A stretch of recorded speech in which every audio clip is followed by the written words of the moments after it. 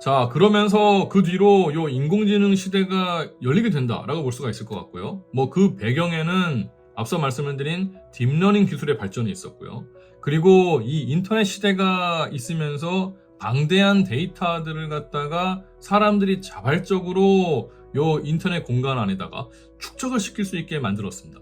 그걸 이용할 수 있게 됐고요. 그리고 요 컴퓨팅 파워라고 하는 것을 갖다가 GPU라고 하는 걸 통해서 완전히 다른 형태로 이 증가를 시켰기 때문에 요 세 가지 주요 원인에 의해서 인공지능의 시대가 열렸다라고 볼 수가 있겠습니다. 뭐 앞서 살펴본 것처럼 이 딥러닝이라고 하는 것은 이렇게 인공신경망을 기반으로 해서 인간의 뇌와 유사한 방식으로 학습하는 기술인 거죠. 뭐 이것이 자연어 처리뿐만이 아니라 뭐 이미지 인식이라든지 오디오 인식 이런 것들에서도 다 뛰어난 성능을 보여주면서 인공지능의 발전을 갖다가 이끌었다라고 볼 수가 있을 것 같고요. 그리고 요 인공지능 모델을 갖다가 요 학습을 시키는 게 너무 중요한데 그 학습시키고 추론하는 과정에서 우선은 이게 막대한 그런 연산 능력이 필요합니다. 그래서 요 GPU 같은 거, 요게 이제 엔비디아에서 만들어 온 그동안의 GPU의 형태인데 요 GPU가 이제 병렬 처리 장치입니다. 그래서 이전보다 훨씬 빠르고 효율적으로 요 인공지능 모델을 갖다가 학습시킨다. 그러니까 여기 신경망 노드라고 하는 것이 하나하나 다 떨어져 있는 것들을 갖다가 계산을 시켜야 되는데 그것의 요 병렬 형태로 계산시키기에는 가장 적합한 것이 요 GPU다라고 볼 수가 있고요. 그것을 갖다가 이렇게 성능을 개선시키는 작업이 요 엔비디아 회사 같은 경우에는 꾸준히 이제 이루어지게 되는데 요 그래프에서 보실 수 있는 것은 10년 동안 요 GPU의 성능 개선 그래프를 보여주고 있는데 요 AI 추론에서 단일 CPU의 성능이 1000배 정도 요 10년 동안 증가를 했다라고 하는 것을 보여주고 있는 그래프입니다. 요 가장 마지막에 있는 요 H100이라고 하는 거 요즘에 새 정부가 들어서면서 요 얘기를 굉장히 많이 하고 있는데 요 최고 성능의 GPU로 평가받고 있는 H100 요거 같은 경우에 알고 보면 요 인공지능 모델을 갖다가 학습시키는 과정에서는 꼭 필요한 고성능의 GPU다라고 이제 볼 수가 있겠습니다.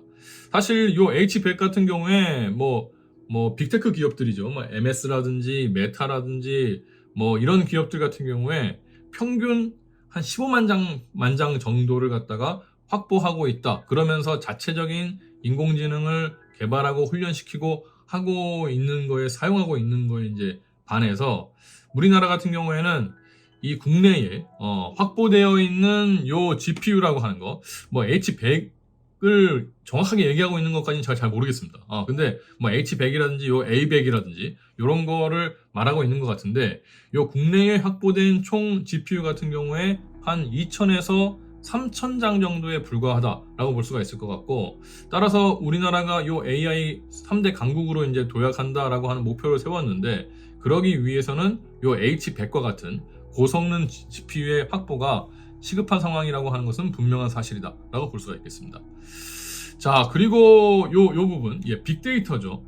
그러니까 요 빅데이터 같은 경우에 요 인공지능 모델을 갖다가 학습을 시킨다라고 했을 때 대규모 요 데이터 셋이라고 하는 것이 반드시 또 필요한데 최근 몇 년간 요 인터넷, 뭐 소셜 미디어 등에서 생성되고 있는 요 데이터의 양이라고 하는 것이 폭발적으로 증가를 했고 그것들을 활용을 해서 이 딥러닝 모델을 학습을 시키는 과정 그러면서 성능을 향상을 시킬 수 있었기 때문에 또 요 인공지능 시대가 열릴 수 있었다라고 볼 수가 있겠습니다. 이러한 이유들로 인해서 요 AI 시대가 우리가 지금 살고 있는 시대로서 등장을 했다라고 볼 수가 있겠습니다. 자, 그리고 나서 요 본격적으로 요 대중적인 인공지능 시대가 이제 열리는데 기여했다라고 하는 것은 요 LLM이라고 하는 뭐 다들 또 한 번씩은 들어보셨을 거라고 보이는데요. 요 거대 언어 모델이라고 하죠. Large Language 모델이라고 하는 것이 등장하면서부터다라고 볼 수가 있겠습니다. 뭐 우리가 잘 알고 있는 요 GPU, 그 GPU 같은 대규모 언어 모델 이런 것들이 뭐 방대한 데이터를 학습을 시켜갖고 인간의 언어도 이해하고 답변도 생성하게 만들면서 요 인공지능 스스로 언어 학습을 할 수 있게 만든 모델이다라고 볼 수가 있을 것 같고요. 뭐 이거는 자연스럽게 텍스트를 생성하고 번역하고 요약하는 일도 수행을 하고요. 그리고 복잡한 쿼리를 갖다가 이해하고 맥락에 맞는 답변을 제공하기도 하고요. 챗봇이라든지 컨텐츠 생성 등에서 다양하게 응용이 되고 있다라고 볼 수가 있겠습니다. 뭐 여기에서 이 표에서 보시게 되면 뭐 여러 가지 요 모델들이 있는데 저희가 가장 잘 알고 있는 것이 요 오픈 AI라고 하는 회사에서 만든 요 GPT 모델이다라고 보시면 될 것 같고요. 요 GPT 모델 같은 경우에 요 옆에 보시게 되면 파라미터의 수가 있습니다. 앞서서 잠깐 말씀을 드렸지만 요 신경망에서 인간의 신경망에서 시냅스라고 하는 그 연결 부분들이 있었죠. 그리고 그 연결 부분들을 본따서 요 인공신경망을 만들었는데 그 인공신경망의 요 가중치에 해당하는 부분이 그 시냅스에 해당한다라고 하는 말씀을 드렸고 그 가중치의 값들을 갖다가 요렇게 변화시킬 수 있게 만드는 부분들이 요 파라미터입니다. 그러니까 뭐 간단하게 말씀을 드리면 요 파라미터 같은 경우에는 인간 신경망에서는 뭐 시냅스에 해당하는 부분이다 라고 볼 수가 있을 것 같고 인공신경망에서는 뭐 가중치에 해당하는 부분이다 이제 이렇게 얘기할 수 있는 거죠. 따라서 이 인공지능 모델의 요 내부 변수 또는 뭐 매개 변수 이렇게 표현하는데 그 매개 변수를 갖다가 파라미터다 라고 볼 수가 있을 것 같고 요 변수의 값들을 사전에 이 훈련을 시키는 과정, 그 학습을 시킨다고 하는데 그 훈련을 시키는 과정에서 적절하게 변화시키는 그런 과정이 이제 존재를 합니다. 그래서 요 파라미터의 수가 이제 많아지게 된다라고 하면 그 방대한 데이터에 따라서 학습하면서 적절하게 조정한 값들이 많아진다라고 볼 수가 있을 것 같고 따라서 요 적절하게 변화된 값들, 그래서 이 가중치에 해당하는 부분들이 조정이 잘 된 그러한 모델들 같은 경우에 당연히 성능이 높아진다라고 볼 수가 있겠습니다. 따라서 여기에 보시게 되면 뭐 GPT-1 같은 경우에는 처음에 한 1억 개 정도밖에 안 됐죠. 파라미터 수가. 근데 GPT-2는 15억 개, GPT-3는 1750억 개. 그리고 뭐 GPT-4 같은 경우에는 밝히진 않았습니다. 정확하게 밝히진 않았는데 사람들이 추정하기로는 한 1조 개 정도 되지 않느냐. 그래서 한 5천억 개에서 한 1조 개 정도의 파라미터 수가 존재한다라고 추정을 하고 있는 상황입니다. 그러니까 성능이 그만큼 많이 개선이 됐다라고 하는 것을 보여주고 있다라고 보시면 되겠습니다. 뭐 그 이외에도 뭐 딥마인드라든지 뭐 구글이라든지 뭐 메타라든지 등등등, 심지어 우리나라 같은 경우는 네이버, 뭐 네이버에서 만든 하이퍼클로버 같은 경우에는 한 2천억 개 정도 되는 그런 파라미터 수를 갖다가 갖고 있다라고 하는 것을 보여주고 있다라고 보시면 됩니다. 사실 이제 뭐 요 파라미터 수가 아주 정확하게 이 인공지능의 성능을 결정한다라고 볼 수는 없지만 그만큼의 영향을 미치고 있다라는 정도로 봤을 때는 지금 우리나라의 수준과 사실 요 이제 오픈 AI, 뭐 구글, 뭐 요런 메타라고 하는 곳에서 만들고 있는 모델과는 수준 차이가 좀 난다라고 하는 것도 사실이다라고 볼 수가 있겠습니다. 자, 뭐 요 LLM 모델의 가장 대표적인 모델이 요 GPT라고 이제 볼 수가 있을 것 같고요. 우리가 보통 챗 GPT라고 할 때에 그 GPT라고 하는 단어는 사실 요 Generative Pre-trained Transformer의 약자입니다. 뭐 요 이름을 저는 이렇게 나중에 공부를 하면서 야, 이름 참 잘 지었다라고 생각이 든 게 요 말 속에 이미 이게 무슨 기능을 하고 있는지가 다 들어가 있습니다. 보시게 되면 우선 요 많은 양의 텍스트 데이터로 훈련을 받고 그 문맥에 맞는 뭐 문장이라든지 문법적으로 정확한 응답을 생성할 수 있는 오픈 AI에서 개발한 언어 모델 자체를 갖다가 GPT다 라고 이제 표현을 하고 있는 거고요. 세부적으로 보게 되면 제너러티브라고 하는 요 단어 안에는 텍스트라든지 뭐 코드라든지 이미지 캡션이라든지 이런 것들의 이 다양한 형태의 컨텐츠를 생성 가능하다라고 하는 뜻이 들어간다라고 볼 수가 있겠습니다.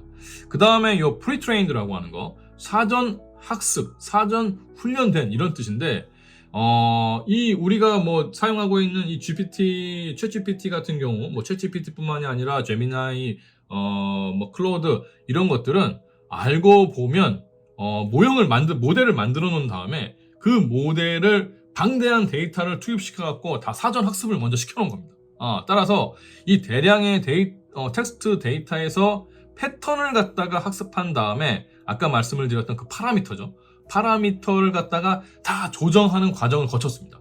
그래서 그 조정하는 과정을 거쳐가지고 특정한 목적에 맞게 최적화되어 있는 것이 요 pre-trained다라고 하는 요 낱말 속에 들어가 있는 말이다 라고 볼 수가 있을 것 같고요. 그 다음에 요 트랜스포머라고 하는 거, 사실 이 트랜스포머라고 하는 요 단어는 굉장히 이제 또 중요한 단어이기도 한데 여기 써 있는 것처럼 뭐 문장 속의 단어와 같은 숫자 데이터 내에 그 관계를 추적해서 이 맥락과 의미를 학습하는 신경망 모델이다라고 표현했는데 사실 이제 어려운 단어라고 이제 보여지고요.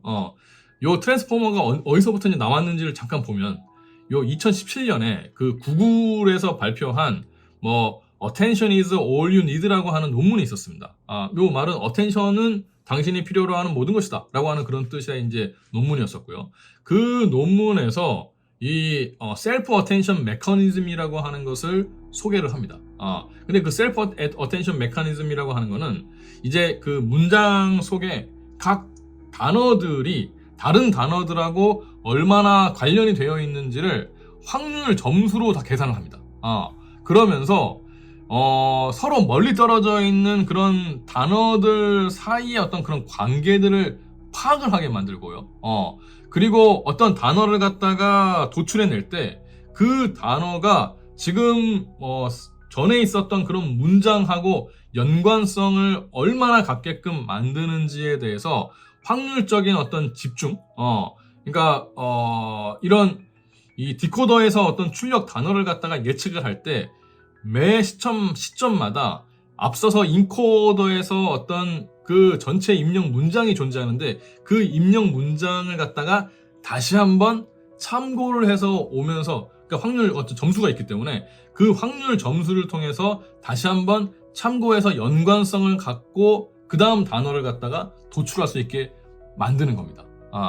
이게 뭐 저도 요걸 갖다가 좀 이해하는데 좀 시간이 좀 걸렸었는데 직접 요걸 한번 이 논문을 갖다가 뭐 이렇게 보시는 것도 좋을 것 같고요. 아니면 이게 사실 Attention is all you need라고 하는 논문 자체가 너무 유명한 논문이기 때문에 한 번쯤은 이렇게 한번 보시는 걸 저도 추천을 드리고 싶은데 저 또한 뭐 보면서 완전히 이해를 못 해가지고 유튜브라든지 또는 다른 이 블로그라든지 이런 데에 적혀져 있는 내용으로 좀 이해를 했습니다.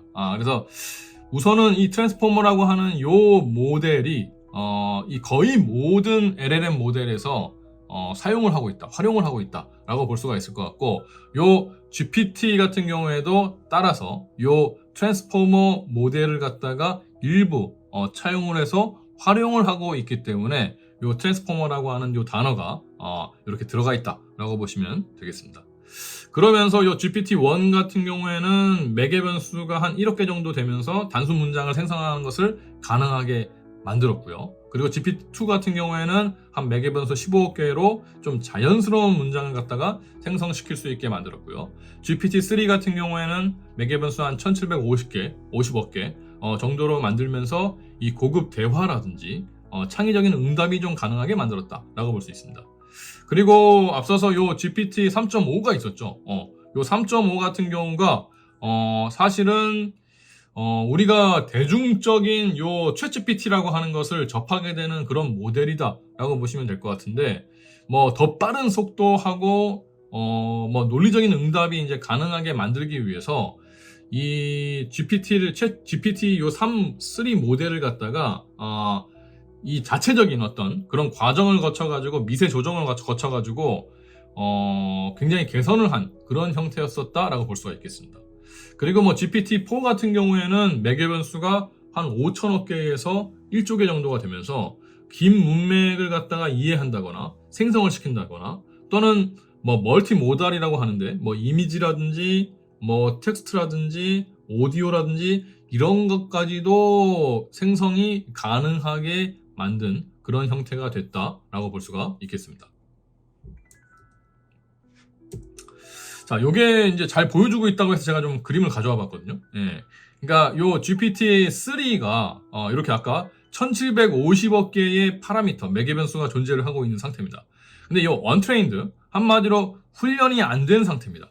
이 훈련이 안 된 상태를 갖다가 자, unsupervised pre-training이라고 그래갖고 비지도 사전 학습을 시킨다라고 볼 수가 있고요. 그러니까 지금 훈련이 되지 않은 GPT-3 모델에다가 엄청난 양의 한 1TB 정도에 해당하는 그런 데이터를 투입을 시킵니다. 투입을 시키면서 그러면 지금 요 랜덤으로 값을 갖고 있는 요 1750억 개에 해당하는 요 파라미터들이 있는데 요것들이 요 비지도 사전학습을 통해 가지고 정리가 되는 겁니다. 한마디로 이런 데이터들을 통해서 봤더니 여기에서 적절한 말을 생성하고 그 다음에 뭐 응답을 하고 하는 과정에서 어떤 식으로 요 조율을 하면 좋겠어 라고 하는 것이 요 파라미터 사이의 값들로 다 조정이 된다라고 볼 수 있습니다. 그 얘기는 요 사전학습이 이루어지기 전에는 요 1750억 개에 해당하는 파라미터라고 하는 것이 아무런 의미 없이 저장이 되어 있었던 거죠. 근데 요 비지도 학습을 통해 갖고 각각의 파라미터가 적절한 값을 갖는 것으로 정리가 된다라고 볼 수가 있습니다. 그렇게 되면 여기에 뭐 예를 들어서 프롬프트를 집어넣습니다. 지금 요 프롬프트 같은 경우에는 로봇의 제1원칙을 갖다가 인용해라 라고 하는 것으로 이렇게 프롬프트가 입력이 됐는데 그럼 요 GPT-3로 요게 들어갔을 때에 그것의 이 질문에 이 요청에 맞게끔 단어들의 연관성을 확률로 계산해 갖고 아까 트랜스포머라고 하는 것이 그 앞에서 질문한 것들 그리고 앞선 문장이 어떤 것이다 라고 하는 거에 맞춰 갖고 그 다음 문장의 단어들 이런 것들이 확률적으로 높은 것을 갖다가 계산해 가지고 도출시킨다 라고 이제 말씀을 드렸는데 그런 식으로 해 갖고 여기에 해당하는 그런 응답을 갖다가 도출해 주게 된다. 이것이 바로 요 GPT-3 모델이라고 하는 것이 요 비지도 사전 학습을 통해서 정제가 된 다음에 이런 과정이 가능해진다라고 볼 수가 있겠습니다. 자, 뭐 이것도 그 예에 해당하는 건데요. 예를 들어 뭐 로보틱스라고 하는 단어가 이 GPT-3 모델 안에 투입이 됐을 때, 그 투입이 됐을 때에 일단 이 로보틱스와 관련된 요 단어에 해당하는 벡터 값을 갖다가 전환을 시켜서 찾아내야 됩니다. 그러니까 이 단어를 갖다가 그 단어에 해당하는 벡터로 변환을 시키고요. 그 다음에 요 매직에 해당하는 요 부분 안에서 예측값이 막 연산이 됩니다. 연산이 되고 그 다음에 요 세 번째의 그 연산된 결과 벡터라고 하는 것을 다시 단어로 변환시키는 과정이 거쳐갑니다. 그러면 이렇게 로보틱스라고 하는 단어가 투입이 됐을 때 벡터값 계산해서 바꾸고요. 그 다음에 안에서 연산을 시킨 다음에 그것에 해당하는 어떤 단어가 그 다음에 오면 좋겠다 라고 하는 것을 갖다가 연산을 한 것을 다시 단어로 바꾸게 되면 로봇이라고 하는 뭐 이런 것들이 이렇게 도출이 된다라고 볼 수가 있겠습니다.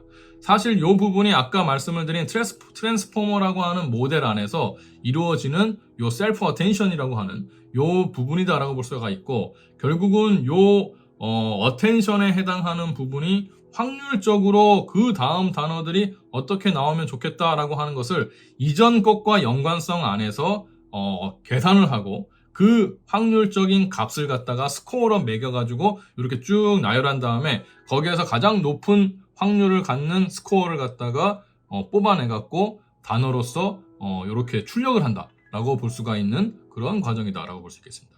자, 이렇게 보게 되면 결국은 이 챗GPT라고 하는 거 저희가 이제는 이해를 할 수 있게 되는데 어떤 질문이 입력이 되었을 때 그 해당 데이터마다 부여된 값을 통해서 그 입력된 토큰에 해당하는 그 답을 갖다가 연산하는 것이죠.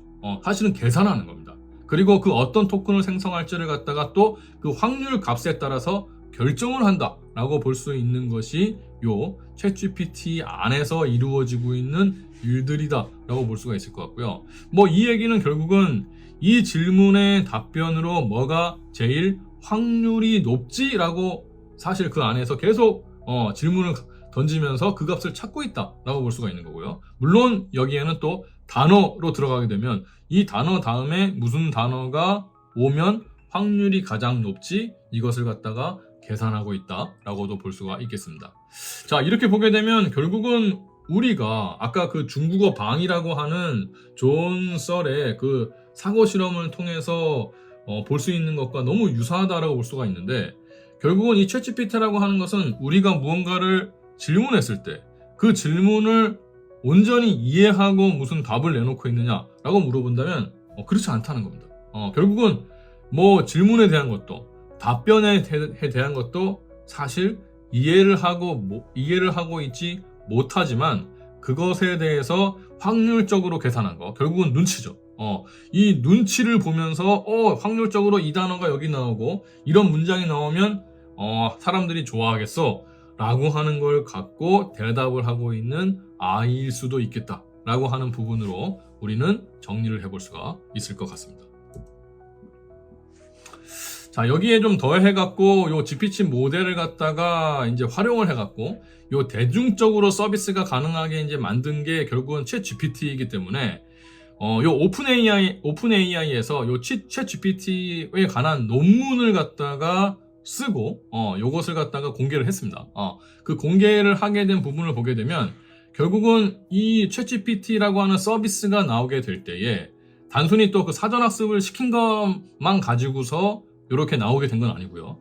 수많은 직원들이 작성한 또 질문과 뭐 그것에 대한 대답과 이런 대본들을 갖다가 챗GPT한테 학습을 시켰고요. 그리고 뭐 또 미세 조정까지도 들어갔습니다. 미세 조정이 들어갔고 뭐 여기에 보게 되면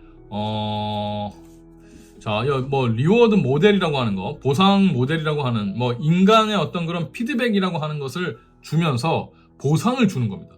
그리고 그것을 통해서 강화 학습이라고 하는 것을 또 시키는 과정도 있었고요. 뭐 여기 reinforcement learning이라고 하는 강화 학습에 대한 것도 여기 들어갔고요. 그리고 뭐 여기에 보게 되면 PPO라고 되어 있는데 이 PPO 같은 경우에는 proximal policy optimization이라고 해갖고 뭐 근접 정책 최적화라고 볼 수 있는데, 요 GPT 모델이라고 하는 것이 윤리적이고 뭐 법적인 부분을 벗어나지 않을 수 있게끔 요 PPO라고 하는 것을 인식시킬 수 있게 또 최적화 학습을 시키는 과정이 또 들어갔습니다.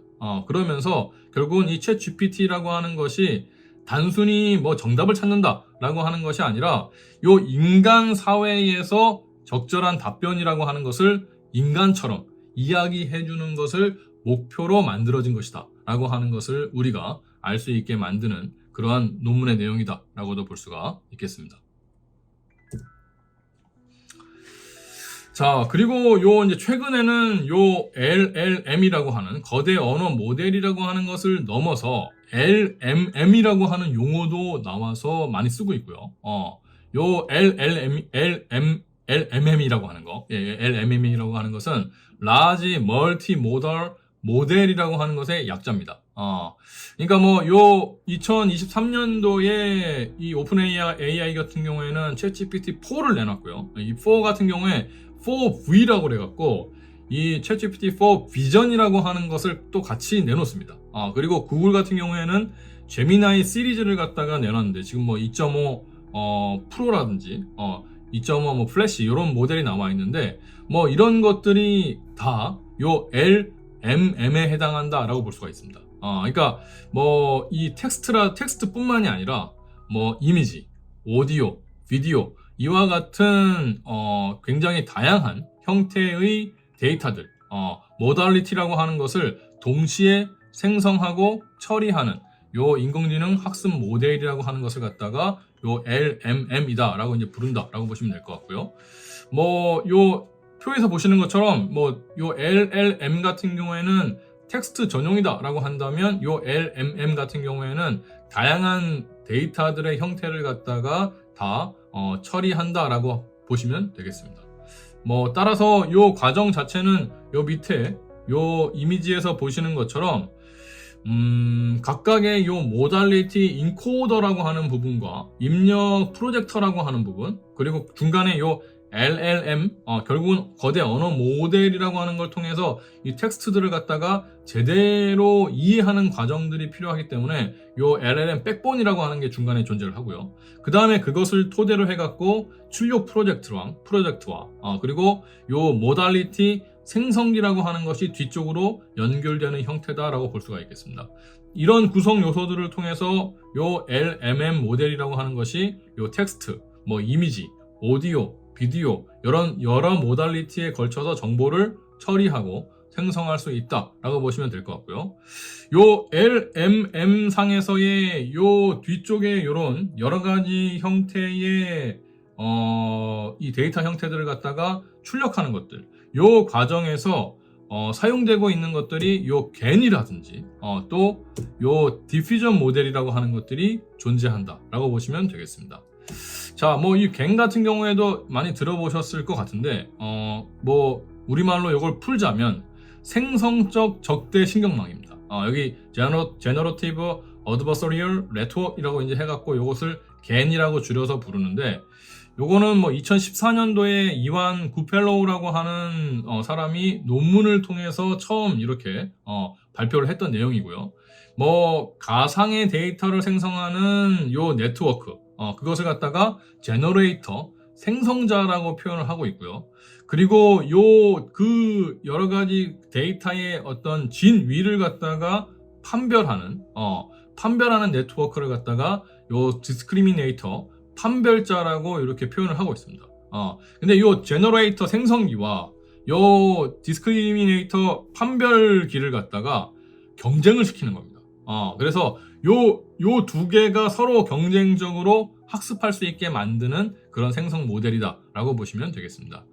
그러니까 요 생성기 같은 경우에는 자신이 입력받은 데이터와 최대한 유사한 분포를 가진 이런 데이터를 갖다가 이렇게 이미지 형태로 뭐 생성을 한다라고 볼 수가 있을 것 같고요.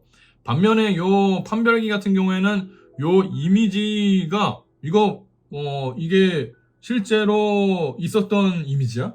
아니면 가짜로 요 제너레이터가 만든 이미지야? 요거를 갖다가 판별해내는 작업을 합니다. 그러면서 요 겐 같은 경우에 요 판별자가 진위 여부를 판정하는 거에 따라서 요 오차 역전파, 아까 힌트니 만들었었던 역방향 오차 역전파 있지 않습니까? 그것을 통해 갖고 요 생성자와 판별자의 가중치를 변경을 시키는 겁니다. 그러면서 생성자가 더 실제와 같은 이미지를 갖다가 생성할 수 있게 만들고요. 반면에 요 판별자는 어떻게든 또 그 생성기가 만들어낸 요 이미지를 갖다가 진짜인지 가짜인지를 구분해낼 수 있게 만들려고 하고요. 그러면서 이게 경쟁을 하면서 결과적으로는 그 판정 확률이 반반 0.5가 될 때에 미션이 종료가 됩니다. 결과적으로는 이 생성기와 요 판별기가 계속 성장을 해서 가장 잘 판별할 수 있는 수준, 가장 잘 생성할 수 있는 수준으로 만든 다음에 미션이 종료가 된다. 그게 바로 요 겐 모델에 해당한다라고 볼 수가 있겠습니다. 자, 그리고 요 겐 이후에는 인공지능 생성 모델로 또 주목을 받은 게 요 확산 모델, 디퓨전 모델이다라고 이제 볼 수가 있을 것 같고요. 요 디퓨전 모델 같은 경우에는 연력학에서 아이디어를 가져온 모델입니다. 크게 요 데이터로부터 노이즈를 갖다가 요 위쪽에 보시게 되면 이렇게 늘려가는 것을 볼 수가 있습니다. 그러면서 완전한 노이즈로 만드는 요 정방향의 확산, 그리고 이것을 반대로 노이즈를 꽉 채운 다음에 그것으로부터 이미지를 생성해냅니다. 요 역방향의 요 데이터를 만들어내는 복원 과정, 요걸 갖다가 다 합쳐서 디퓨전 모델이다 라고 보실 수 있을 것 같고요. 뭐 그림에서 보시는 것처럼 요 정방향 확산에서는 요 샘플 데이터에서 처음부터 끝 지점까지 노이즈를 주면서 최종 노이즈 데이터를 만드는 거고요. 그리고 이 역방향 복원에서는 노이즈 데이터인 끝 지점에서부터 원래 데이터인 처음 지점으로 돌아오는 과정을 학습을 하면서 이미지를 생성을 시키는 겁니다. 따라서 요때에 결국은 요 디퓨전 모델이 풀려고 하는 문제는 이 순방향 확산에서 역방향 복원까지 거치는 그 결과 이미지라고 하는 것을 결국은 입력 이미지의 확률 분포와 유사하게 만들려고 하는 것이다 라고 보시면 될 것 같고요. 이 과정에서 미세한 변형들이 이제 일어나면서 결과물이 다양해지게 만들 수 있기 때문에 요즘에 요 대부분의 이미지 생성 인공지능들, 그런 경우들은 요 디퓨전 모델을 대부분 다 탑재를 하고 있다라고 보시면 됩니다. 왜? 이 이미지를 갖다가 다양한 형태로 만들고 싶은 거죠. 그 다양한 형태로 만들 때에 결국은 이 노이즈를 가미해서 그 노이즈를 빼는 그 과정을 갖다가 학습을 시켜놓고 그 과정 안에서 다양한 이미지가 만들어지게 된다라고 보실 수가 있겠습니다. 자, 뭐 이 아래쪽에 있는 요 그림 같은 경우에도 굉장히 유명한 이제 이미지인데요. 요거 같은 경우에는 요 뭐 LMM이라든지 또는 이미지 생성 AI에서 요 프롬프트가 작동하는 과정을 이제 보여주고 있는 겁니다. 자, 여기에 보시게 되면 뭐 픽셀 스페이스라고 하는 거, 결국 인풋 이미지하고 아웃풋 이미지에 해당하는 공간에 해당한다라고 볼 수가 있을 것 같고요. 그리고 요 레이턴트 스페이스라고 하는 것은 요 노이즈를 갖다가 추가하는 과정을 학습을 하고 그것을 반대로 노이즈를 제거하는 것에 해당하는 공간이다 라고 볼 수가 있을 것 같고요. 이 컨디셔닝 공간이라고 하는 거, 여기 같은 경우에는 뭐 시멘틱 맵이라든지 텍스트라든지 그리고 뭐 이미지라든지 이런 것들 이런 것들을 통해서 사실은 생성되어야지 되는 이미지의 조건을 제시하는 겁니다. 그래서 요 컨디셔닝 공간이 사실 알고 보면 프롬프트를 우리가 집어넣는 것과 연관이 된다라고 볼 수가 있을 것 같고, 뭐 사용자의 요 프롬프트라고 하는 것이 결국은 이렇게 지금 노이즈를 제거하는 모든 단계마다 그 값이 영향을 미치게 됩니다. 따라서 요 프롬프트의 어떤 의미라고 하는 것이 일회성 명령으로 끝나는 게 아니라 생성 과정 전체를 안내하는 지속적인 그런 환경적인 조건이 되게끔 만드는 것이다 라고 볼 수가 있겠습니다. 이게 바로 이제 많이 사용하고 있는 디퓨전 모델을 갖다가 이야기한다 라고 보시면 되겠습니다. 자, 이렇게 볼 때에 우리가 지금 뭐 여러 가지 인공지능 기술에 대해서 제가 말씀을 드렸는데 사실은 그 인공지능 기술을 뭐 그 발전 과정 그리고 원리까지 제가 말씀을 이제 드렸습니다.